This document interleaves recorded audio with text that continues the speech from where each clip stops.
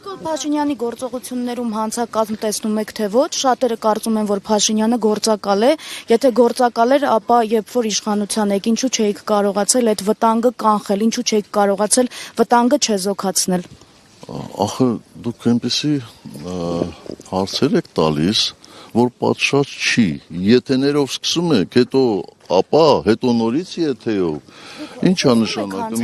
ես չեմ կարող ասել, որ նա գործակալ է, մինչև չիմանամ, չտեսնեմ փաստաթուղթ, ապացույցներ չտեսնեմ, բայց որ նա ամբողջը մխտարեց, ամբողջը փչացրեց, այդ միանշանակ է, չէ, ամեն ինչ արեց։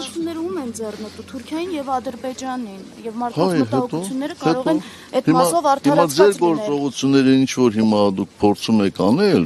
ընդդիմությանը ձեռնտու է, դուք փորձում եք ինձ պրովոկացիայի ենթարկել։ Բայց այդպես եք անում, եթե ապայո միշտ այդպես է։ Հասկանում եք, այդ չի նշանակում, էլի որ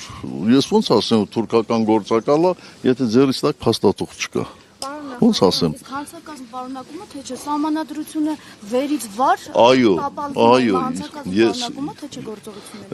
ես հանցակազմ պարունակելու մասին չեմ կարող ասել, բայց կարող եմ ասել բազմաթիվ խախտումների մասին եւ սահմանադրության եւ Հայաստանի Հանրապետության օրենքների։